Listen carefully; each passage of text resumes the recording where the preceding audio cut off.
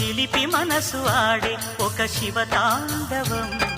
పులకరింత కాదు అది పున్నమి వెన్నెల కెరటం. పెదవి చాటు కవిత మన ప్రేమ